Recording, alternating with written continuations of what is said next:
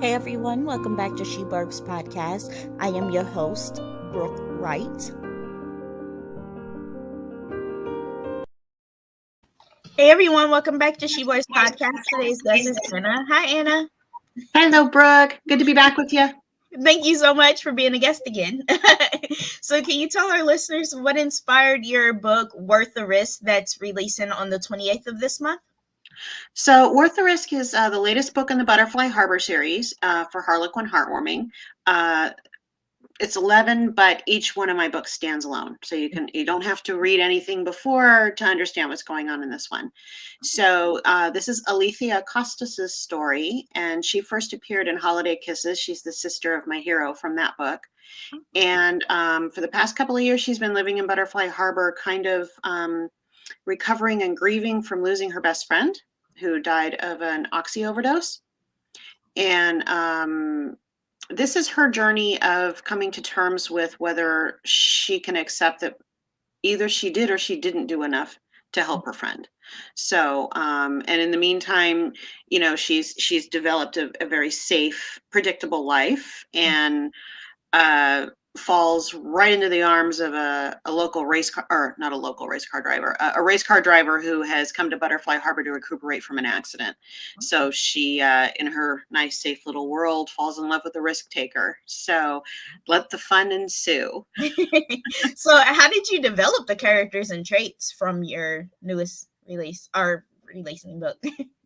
Well, it's interesting. When I first came up with the idea, I had a completely different notion of what the hero was going to be like. It was kind of going to be, he was kind of going to be on the grumpy side and just kind of not a particularly friendly person. And then I started writing the book and I'm like, this isn't working. And I think it's just because I was writing it when, we're all stuck in the house and you want to believe in that fairy tale imagination area, right? So I took a different tact and turned him into a complete optimist who really draws her out of her safety and comfort zone and helps her see that it's okay to keep living even though she's lost what essentially is a part of her soul. Her best friend and she were born in the same week. They grew up together on the same street.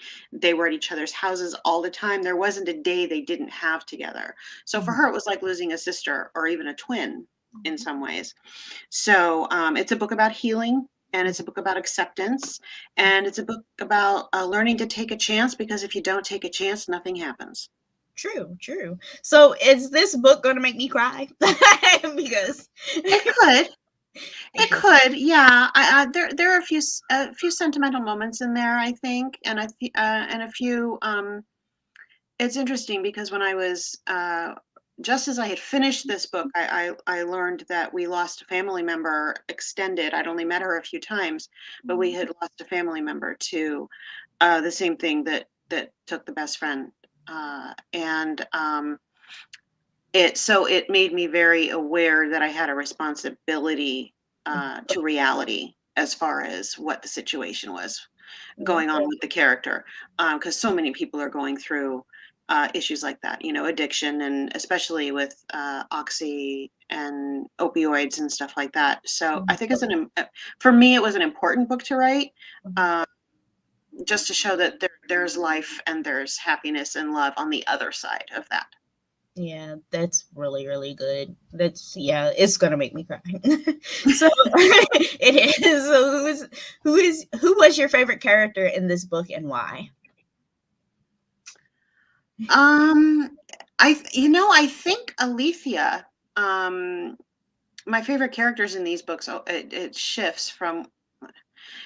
It would be a toss up either between Alethea or I'm forgetting Declan. I'm writing two other books right now, so I'm like, which was this hero? I can't remember.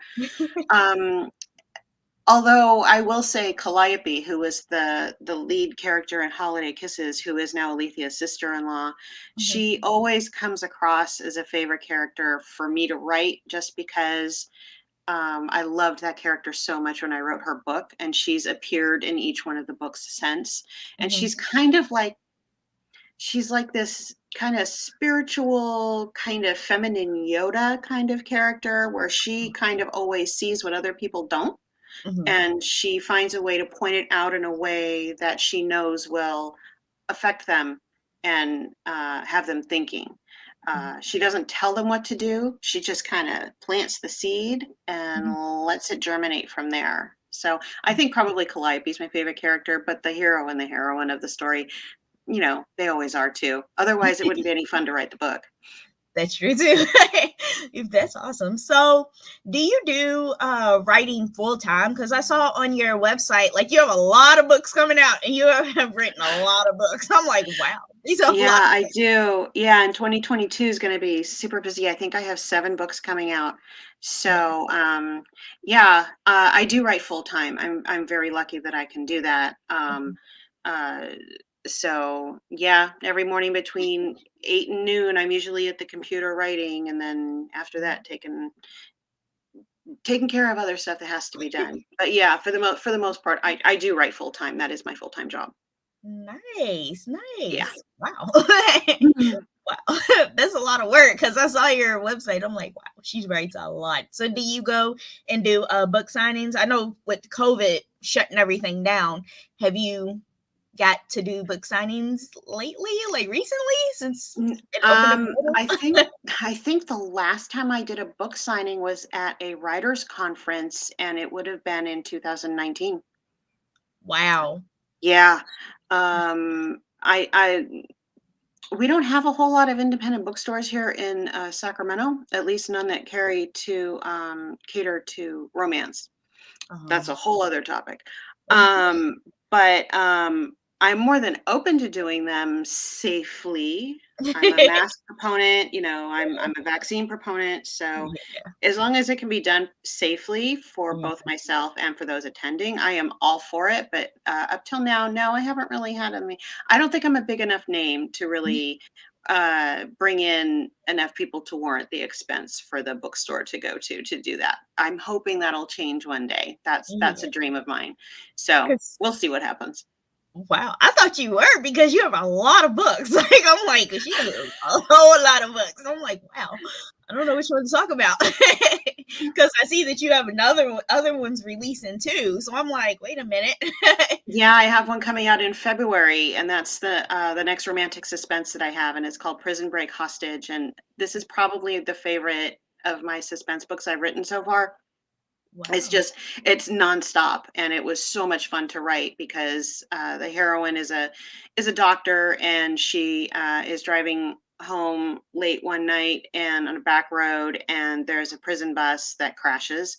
So of course, being a doctor, she does what she does, and she gets out to help and ends up getting taken hostage to take care of one of the criminals who's been severely injured. So and of course, happily, there's somebody there to protect her. I'll just leave it at that. But it That's so was good. really, really fun. It was really fun. That sounds really good. Like I'm not interested, my mouth's all open.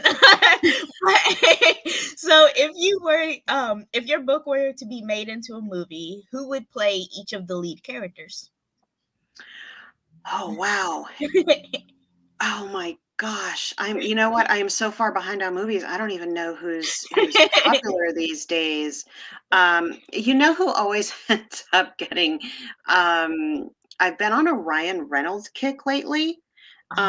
I think it's because I saw Red Notice, and I went a lot of years where I'm like, I don't get the whole Ryan Reynolds thing. And then I saw Deadpool, and I'm like, okay, now I get the Ryan Reynolds thing.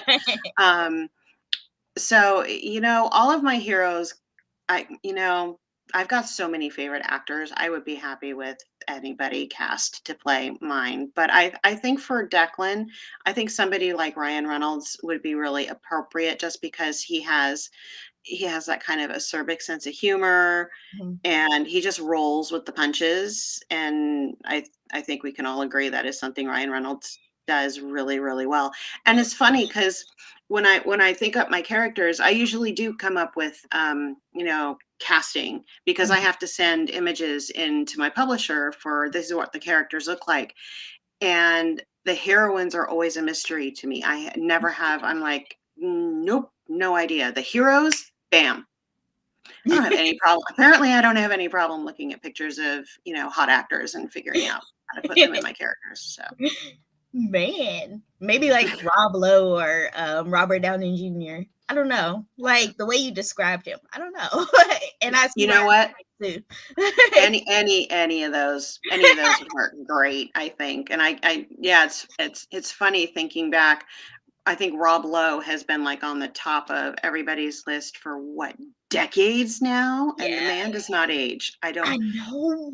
Wow, I wow. know that's my husband. I love Rob Lowe. Everybody's like, Rob Lowe's so old. And I'm like, no, he's not. He's fine. He's age appropriate. Yeah. See?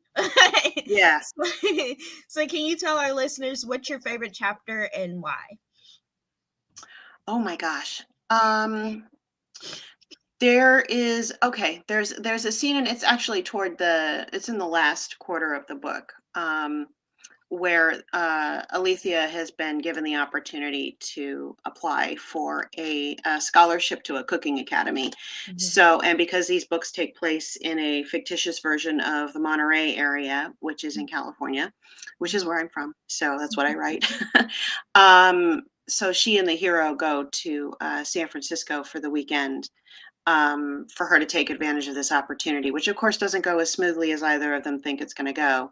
Mhm. So it was really fun because I grew up in San Francisco, so I got to write a little bit about the San Francisco that I remember and that I love. So that was a really fun chapter to write. Ooh, nice. I'm gonna read it now because I've never been to San Francisco, but Oh, you have to come sometime. It's phenomenal. I've done more of the touristy stuff mhm. since I have not lived there than when I lived there.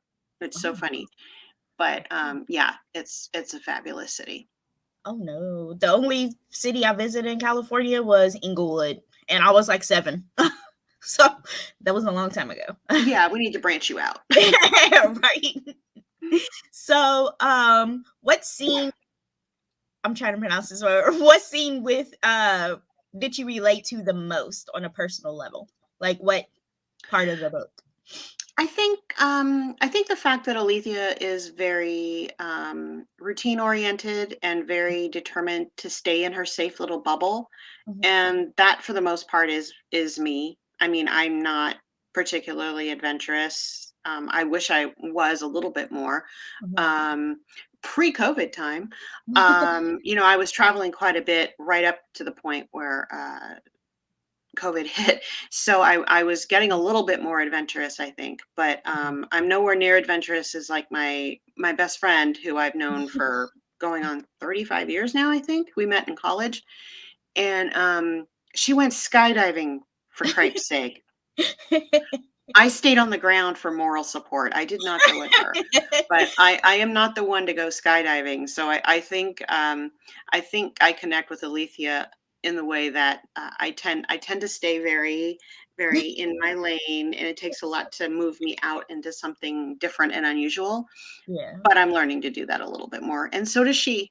So That's great. That's great. So, I do have one final question. What okay, advice would you give our listeners who are beginner authors but who want to pursue a writing career like yourself, like full time, like yourself?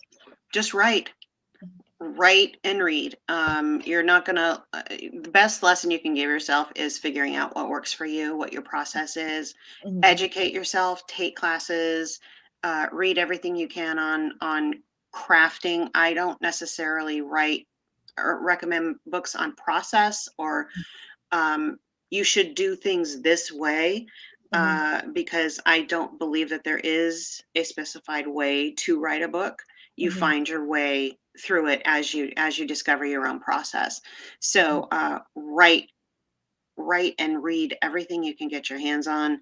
mhm, Um, the only there are a couple of books I think that work really well for guidance and establishing kind of parameters, and mhm. that's Stephen King's On Writing, Oh, and I also already. yeah, he's written a great book on writing. I've read it a couple of times. I read it when I'm getting really bogged down and I'm like, why am I even doing this? Mhm. And then I pick up that book and I'm like, this is why I'm doing this. And Stephen King was one of my early inspirations. Yeah. So ironic for a romance author, I know, but and then I can't remember the author, but there's a book called the War of Art. which is a flip on the art of war. But it talks a lot about the creative process and pushing yourself and getting over those uh, obstacles that we put in our own way. So those are the two books I would recommend. And then just write, write, write. I've still got all of the notebooks I wrote in high school, all of the stories that I write. I've still got them, and they're all longhand. And you write in longhand. You can write on your phone. You can write anywhere. Just keep going, because nobody's going to tell any story the way that you can tell it. Oh, okay. That's really great advice. I want to thank you so much for coming on my podcast today and chatting with me. Always a pleasure to be with you, Brooke. You have a great day. Okay, you too. Bye. Bye.